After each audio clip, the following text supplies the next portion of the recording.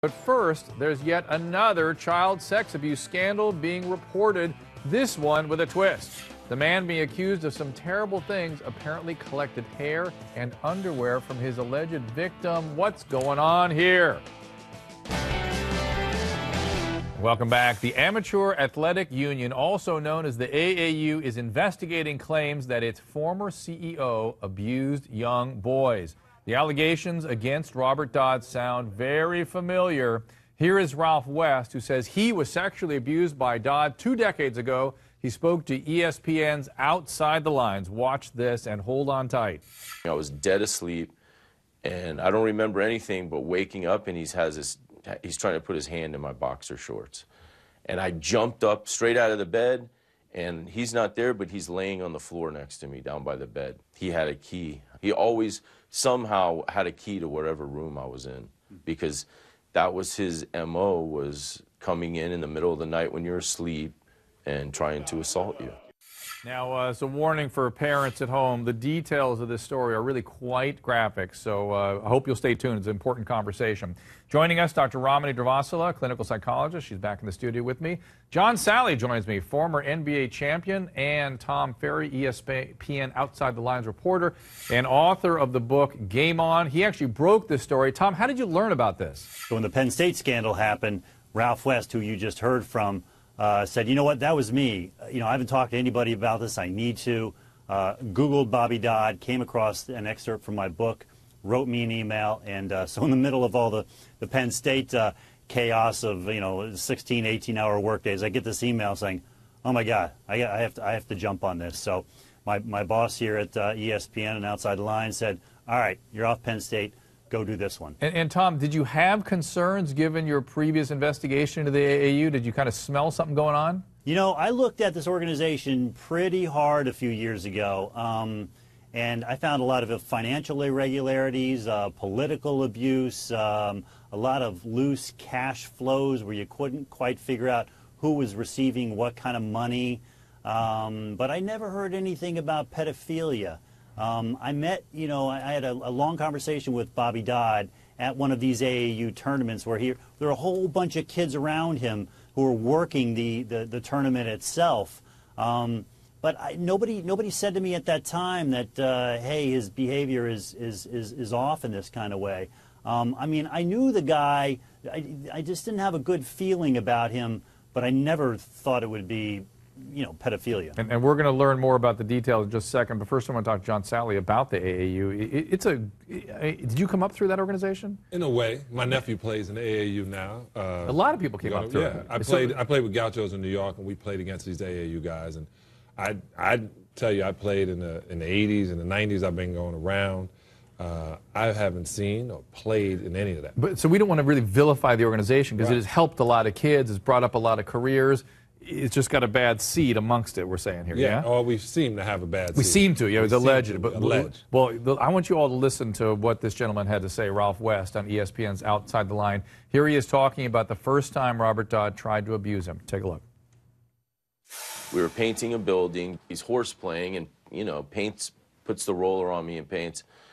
And he's like, you're going to have to shower before you go home. I go in and I start washing myself off, and I look in or behind me, and he's standing there. I was uncomfortable, especially when he came and touched me and like, oh, you have to, you got to get the paint off your back.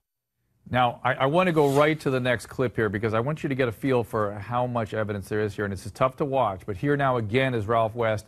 This is during his interview with Tom, who we've got here with us, saying that this is so emotionally intense, the story, and he tells quite a story and quite a lot of detail about having these voyeuristic episodes and overt sexual abuse, and then this is what happens. Watch this from ESPN. The low moment is still, the knowledge. I mean, since I've come out and talked with people, man, I feel like I'm going to be sick, dude. I can't continue. I can't continue, man. I really feel like I'm going to have I feel like I'm going to have an anxiety attack. Dr. Romney, not that unusual for somebody to have a very powerful reaction when they are, for the first time, as he tells us, coming forward with something incredibly shaming, powerful, overwhelming. Absolutely not unusual. I mean, probably in a full-blown panic attack that he was having to share this traumatic event that occurred to him where he felt very out of control. He described it in detail. He's revisiting this imagery for the first time, sharing it publicly. It is traumatic, and that reaction's not unusual. Tom, I think what a lot of people wonder is why now? And I'm asked John the same question. Why do you think Ralph came forward now? Any ideas? Jerry Sandusky. You know, this is turning into a bit of a Catholic Church kind of story here in sports. What you have is people who have been abused and never brought it forth and never really felt like they had a venue to bring it forth are doing so. We saw it in the Syracuse case. We've seen it now in this case. You saw it with the Penn State fallout where more victims are coming forward.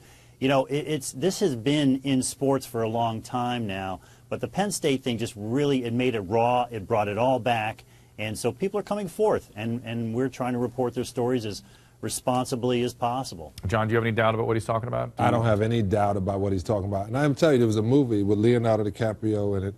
I think it was called Basketball Diaries, when the coach came on to, I think it was Mark Wahlberg. That happened in that movie. So it's not like it's out of nowhere that this happens. And like you said, it happened because of Sandusky. But the real deal is, just like the Catholic Church, it's like waves that this happens in, and people start opening up to it. I think, weren't we talking before the commercial break, asking why are people so surprised about this? It's so common. Why does it take this wave in order to raise awareness about something that is common and parents need to be aware of, Dr. Stavasula? And we come back to issues of shame and stigma. When we talk about trauma, we talk about shame, stigma. And intergenerational trauma. Intergenerational, and children afraid of embarrassing and angering parents, and also afraid they'll be called liars. They're terrified. They're going up against adults who are victimizing them. That's a hell of a tall order. And often, John, let's say it's a coach, they have a way of, it will cost them something if they don't go along with what this guy, I mean, their dreams are all invested in these coaches, right? There's a situation where this guy can get you to the next level. Yeah. And you play for this team, this happens. This team is #1 in this part of the country. You know, they go in and they say things, then they don't want to feel lesser than, and they don't put themselves in a position where they come back and they say, well, you're on this side now. So a lot of people shut their mouth. Now, the AAU confirms that it is investigating all the claims against Dodd. The victims say they never went to police. Dodd did not respond to ESPN's request for a statement. The stuff this guy was into was elaborate. I mean, he would have, cameras and viewing these kids and collected their underwear and hair. I mean, really bizarre stuff. So I imagine there is much more to be told here. Yeah, there really is. I mean, this story is not ending. The Memphis police held a press conference today. They're trying to figure out what to do with it. They spoke with Ralph West this afternoon for the first time. They spoke with the other victim in our story for the first time. I think Ralph West is likely to file a criminal complaint. Now, how do you prove something that happened 30 years ago? These guys didn't talk to us, I don't believe, because they're looking to win money in a civil suit or even necessarily prosecute this guy. But I think Ralph West is considering filing the complaint because that's the only way to kind of move this thing forward. So I think there are a lot of angles that we're going to find. The AAU needs to respond to this thing as well. You got to remember, this is an organization that's been around for more than 100 years. It is a significant player in the basketball scene and in youth sports in general. And it's an organization that has resisted mandatory background checks on coaches. There's almost no real code of conduct for appropriate relations between coaches and kids. And, the trust in this organization has been undermined dramatically. And I think there are going to be a lot of people out there who want to know that these protections are in place before they place their kids in these programs. Thank you. That's going to be